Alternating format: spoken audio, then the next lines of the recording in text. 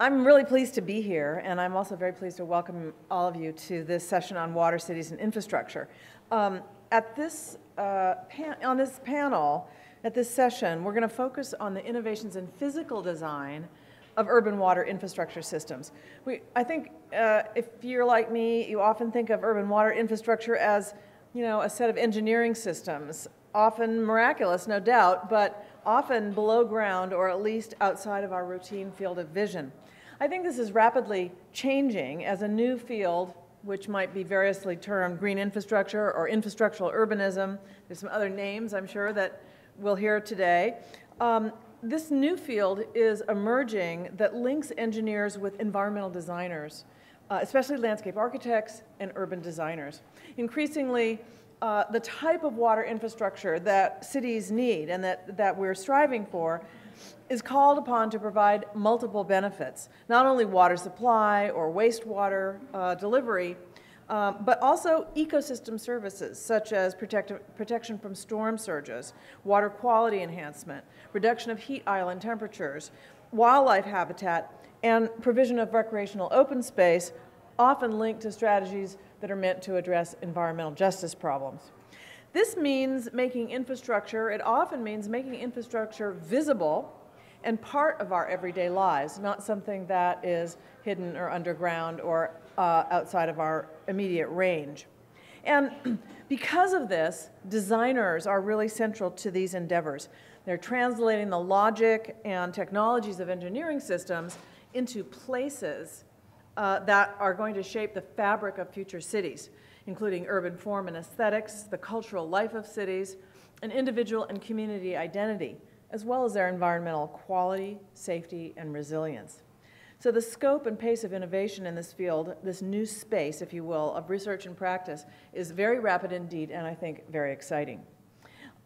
We have with us today to discuss these fundamental design challenges and innovative solutions, three remarkable scholars who are shaping the discourse and practice in the field of urban water infrastructure design.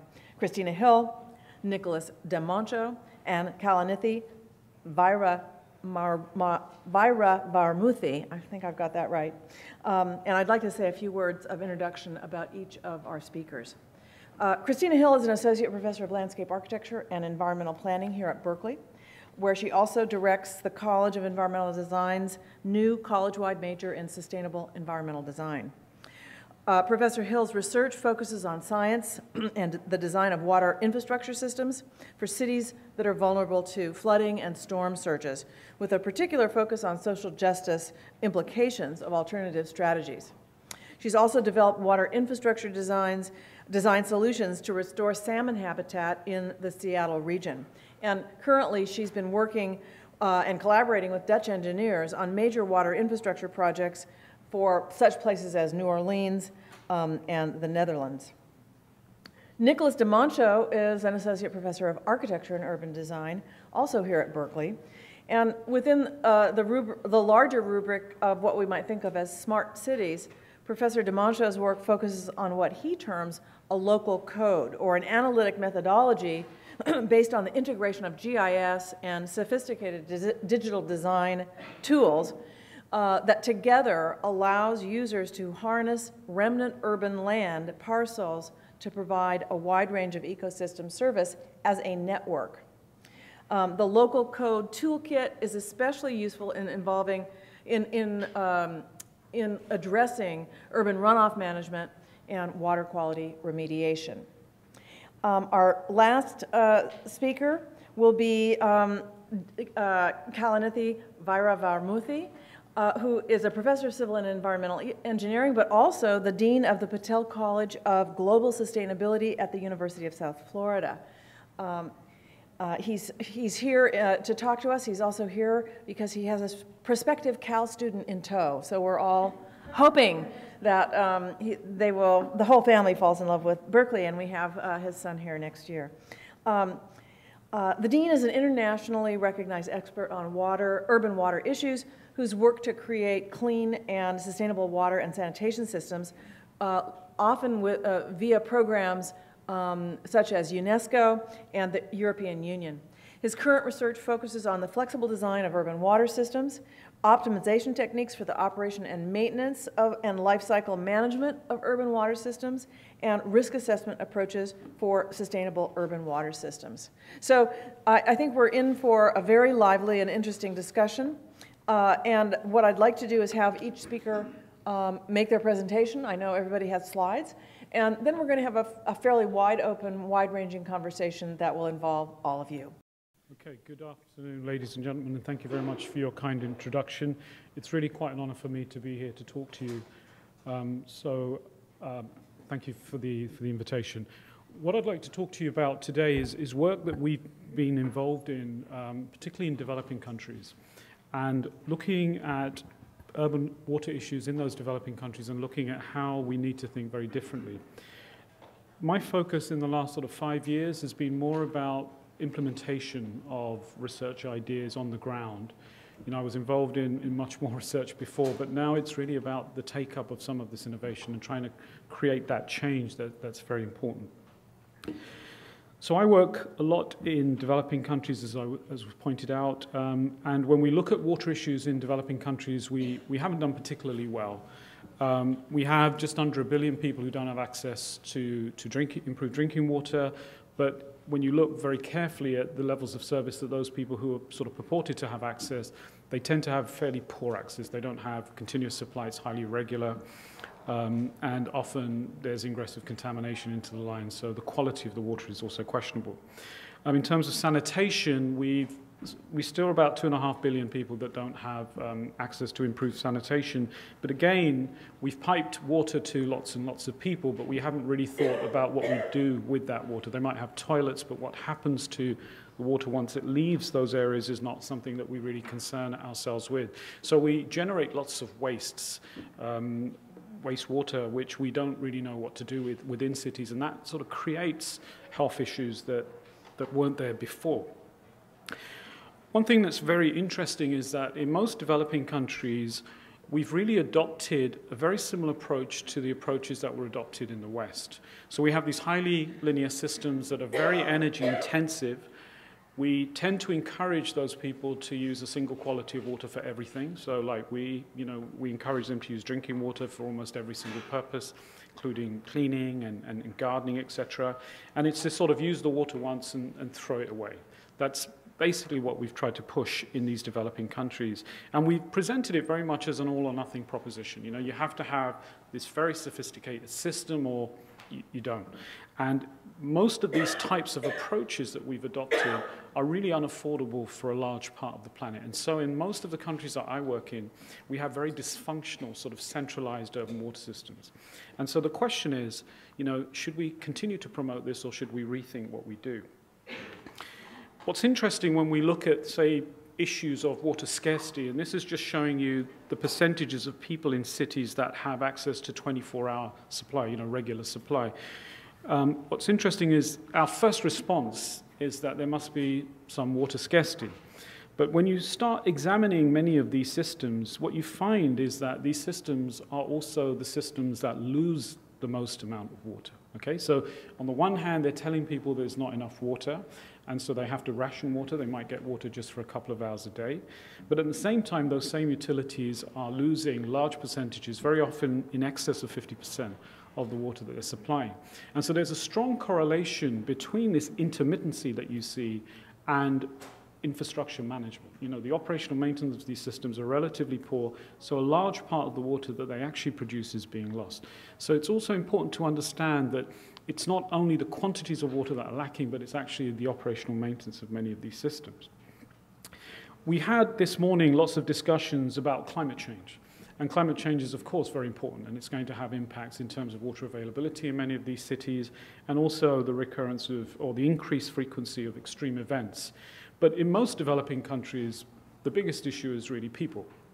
You know, we're adding, you can read the numbers, we're adding about 850,000 people in an urban setting in a developing country every week. That's like the population of Los Angeles every month, okay? So we're adding people to this planet who don't have access to good water services, who don't have access to good sanitation. We're adding in Los Angeles every month. So the challenge is quite daunting in these countries. And what's also interesting is that these populations are growing, but they're also growing up. You're getting this sort of increasing middle class who demand much greater quantities of resources, both water, energy, and other resources. So the rate at which these resources need to be supplied is also increasing. So the question we have to ask ourselves is, with this type of pressure, do we continue trying to provide this very resource-intensive type of systems, or do we try and think a little bit differently?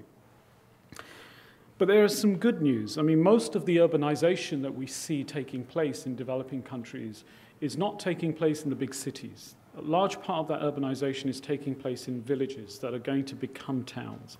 And in these areas, we don't have mature infrastructure, we don't have mature institutions. And so there is an opportunity for us to rethink the paradigm in terms of the water management structure. Here, what you see is you see concentrations of GDP which tend to be concentrated in the larger cities, and you can see that Africa is relatively flat. But it's the fastest urbanizing continent on the planet at the moment. Urbanization rates of about 3.5%. And so the question is, do we encourage them to follow the same trajectory that we followed, or do we try and put them on a slightly different trajectory? What's also interesting is that the window of opportunity to influence the development trajectory is also very limited. And I think, some analysis have shown that beyond 4,000 GDP within an urban setting, by that stage, most of the urban infrastructure is pretty well developed, and so you're then locked in to a certain trajectory. And as I said, this window of opportunity is very limited. So you can move from really a barren land to a megacity. This is in China, of course, but in Africa you can move from a small village to a very large town very quickly. And so our opportunity to intervene is very limited. So we have to think very carefully. So we need to think differently. And, I work in the area of integrated urban water management, and integrated urban water management is not a methodology or a technique, but it's a way of thinking. So you have these sort of principles, and what you try and do is encourage people to keep these ideas in the back of their mind when they start designing and looking at water systems. So the first thing is we have to view our systems much more holistically.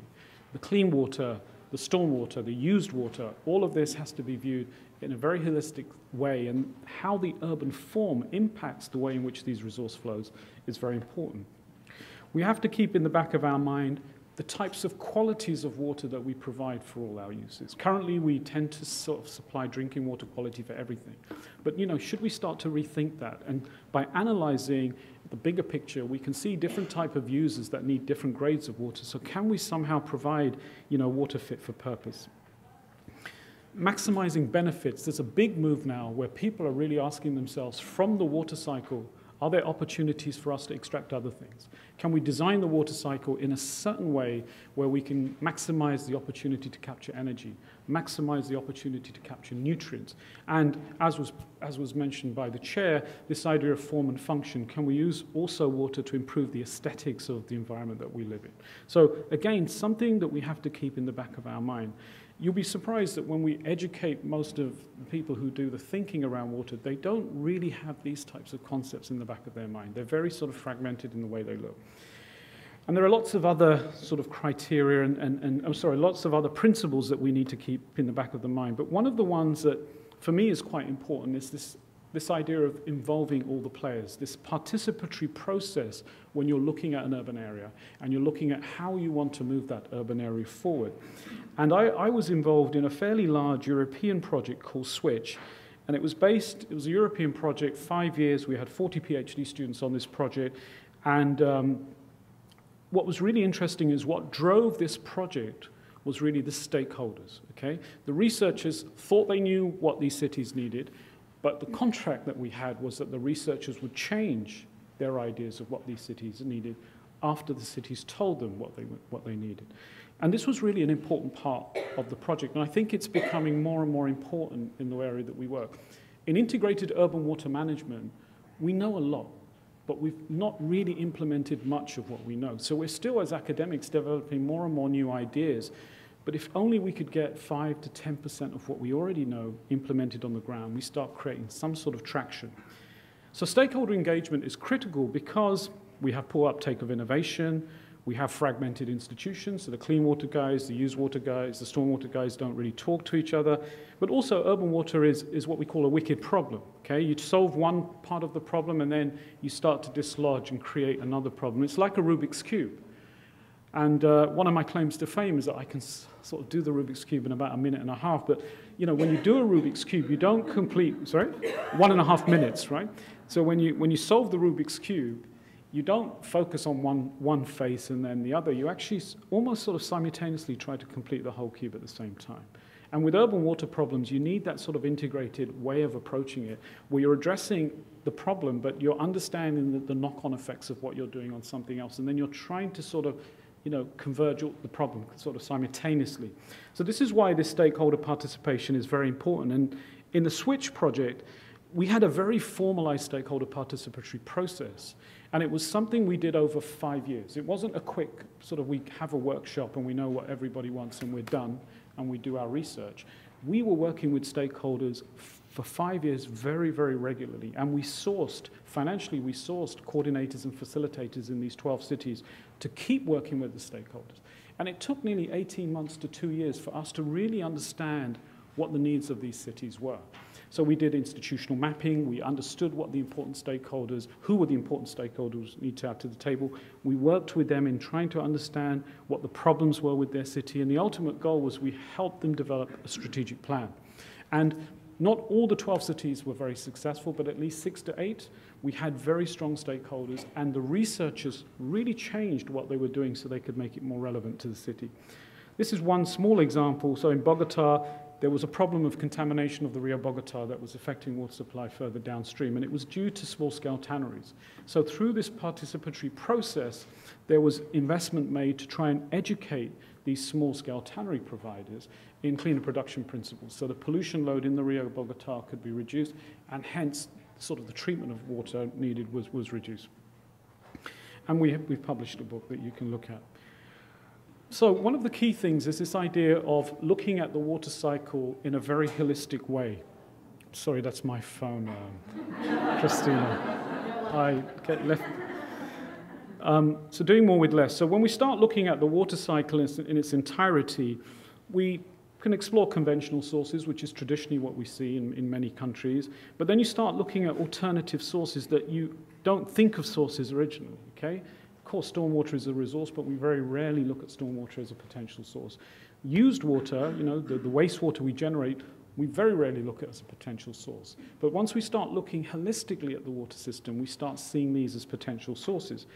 We start looking at things like leakage as a potential source. We say, should I invest in reducing my losses, or should I bring water from afar? And you start looking at the unit cost, and you say, well, leakage actually frees me up, produces more water from me, but it doesn't, it just saves it, but it sort of like produces more water than me bringing water from afar. You start being able to understand how you can tailor quality for different types of uses, this idea of cascading, so using water many, many times, or actually doing a little bit of treatment and reusing that water. So you start having this portfolio of options that you can really think about when you look at the water cycle. And this is really important because it changes the solutions that you generate. And, you know, I work a lot with intermittent water systems, and I know Cara here at Berkeley has also been doing a lot of work in this. But what we've tried to do is to develop integrated urban water modeling tools that recognize some of the peculiarities that you get in developing countries, like pressure fluctuation, pressure-dependent demand, you know, demand being impacted by pressure variations, and of course, negative interactions like ingress coming through the lack of sanitation, impacting water quality when there's no pressure in the pipes. So we've developed these integrated modeling tools which sort of simulate all the flows, the feedback loops, reconcile some of these local sort of developing country issues that we don't have in the developed countries. We developed a tool in the Switch project called City Water Balance, but what we've been doing now is really modifying it and improving it so it works well in a developing country. And you don't need to know this, but we're using a sort of a nested systems approach to model it. So we model at the individual property, simple sort of volumetric balance and contaminant flux type models, and then we sort of nest it. We model units and then unit blocks and then catchments. And you know what's really interesting about these models is that they're not highly accurate, but they're very good for scoping. And they're very good with working with decision makers, because decision makers start to understand the balances that exist between their urban area. So we were asked to do a project about 1.5 years ago for the World Bank and the Water Partnership. And this was really, you know, Nairobi is a very rapidly growing city. its demand might increase 3 to 4 times in the next 20 to 30 years.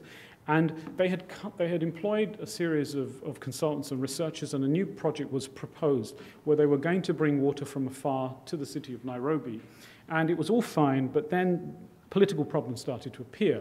And it was really because the counties where the water was being sourced from, which were quite far from the city, had greater autonomy. They became quite powerful, and so they didn't want Nairobi to steal their water. So it became a transboundary water issue.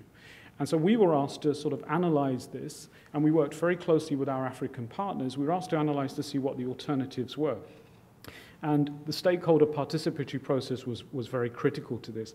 So we started to develop our modeling tools, and we started looking at, options like what's the economic level of leakage? How much can we do in terms of non-revenue water and leakage before it starts to become very expensive? We're able to simulate what the reduction in the unit cost would be as a result of these types of interventions.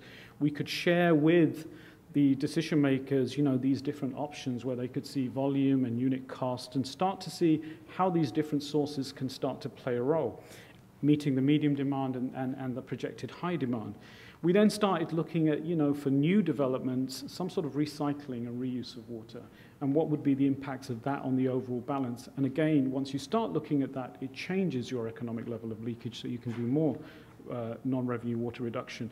And we start looking at these, and we found that some of these options were very costly, but for new developments, if they decided to implement this, they could actually defer any investment in the large infrastructure projects that they were planning to do. And what was really interesting is that when we entered into the discourse with the stakeholders, the techie people from the organizations that we were working with were saying, we don't want all this namby-pamby stuff, we want our concrete, we want our big pumps. But when we started showing them the modeling and showing them sort of the analysis that we're doing, they started to realize that there was a lot of sense, and we were able to sort of get them on side. And so now they're actually revisiting what was originally being proposed, and it's published in a book.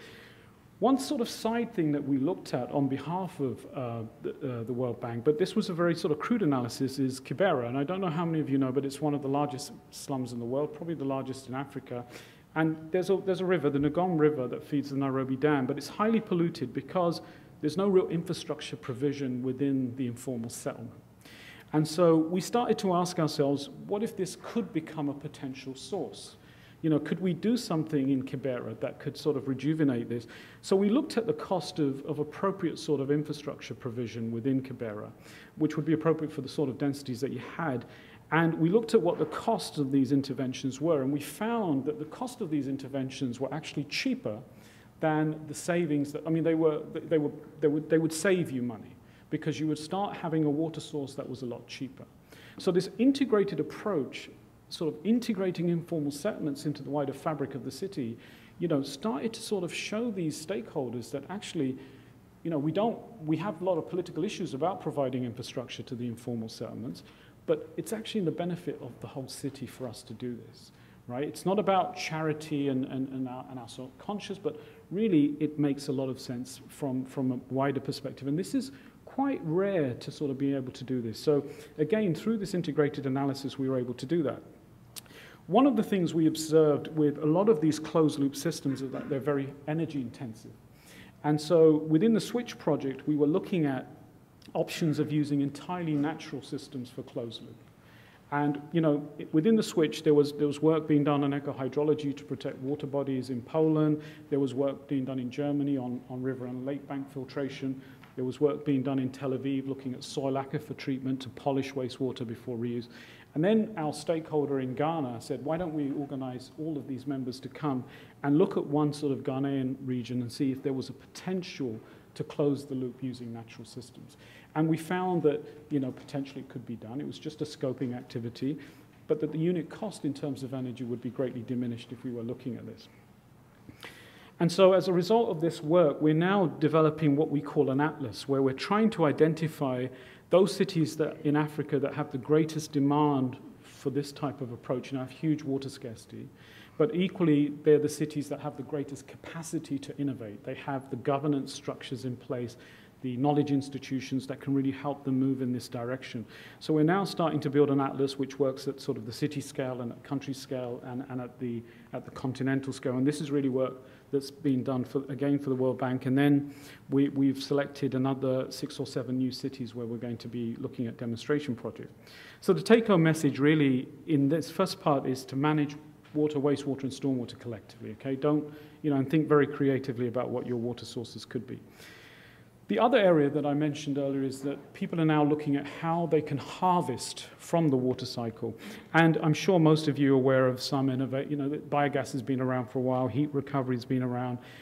There's some sort of very interesting new innovations in microbial fuel cells where you generate electricity from your oxidation, from your wastewater oxidation.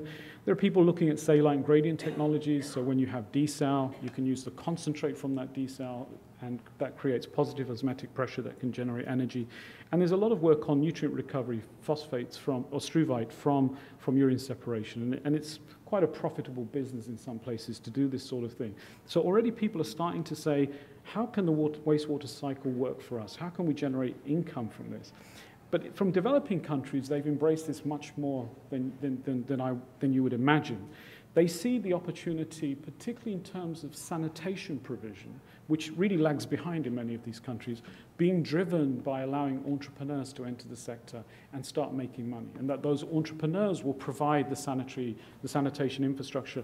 This is a very famous example, the Ladapa machine, which is out of South Africa, Durban, and really it's a portable machine that can desludge pit latrines and septic tanks and then produce, through a machine, sanitized sludge and bag it, that it sells at a profit, and it's starting to create lots of small businesses. We've been looking at an example in Germany where, the Hamburg Wasser is trying to move away from being a utility that only goes up to the boundary of somebody's property, but they're starting to become a utility that wants to do the entire infrastructure within properties for these larger communities so that they can get all the benefits from these waste products. They can get the energy and produce the energy. They're looking at the potential of extracting nutrients. So, they understand that things are changing, and so they want to sort of get into the area of actually becoming like a cable TV provider, providing all the infrastructure to properties. And you're seeing this also in developing countries, and this is in Malawi, where sanitation companies are willing to go and build your toilet, manage your septic tank, and take care of it because they want to extract the wastes from that so that they can make profits.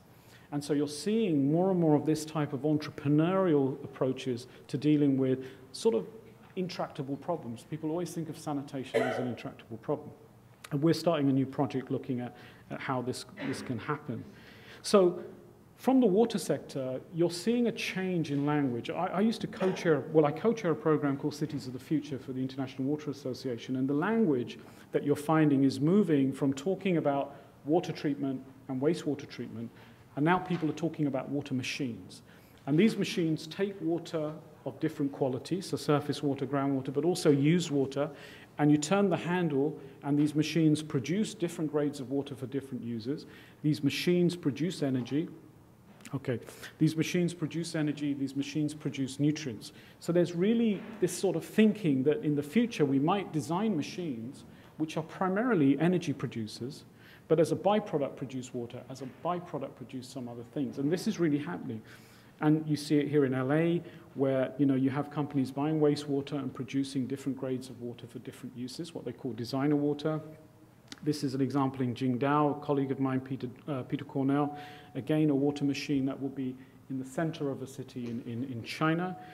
And what's interesting is when you start looking at these water machine concepts, urban form starts to play a role. When you start moving into these much more sort of decentralized approaches, you want to minimize the distance of flow, right? And so you can't have these large centralized systems. And you start looking at these sort of much smaller cluster systems. And what's interesting is that when areas start to develop, you start adding these clusters, okay? So you're not investing in large infrastructure, centralized infrastructure, but you're incrementally adding infrastructure.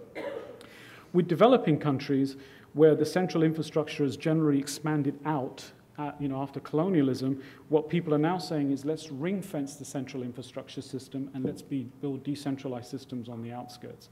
And you already have that. I haven't got time, but you have already areas where these clustered systems on the peripheries of large urban areas are starting to happen. We did a project in Uganda. This is Aruha and Mbale.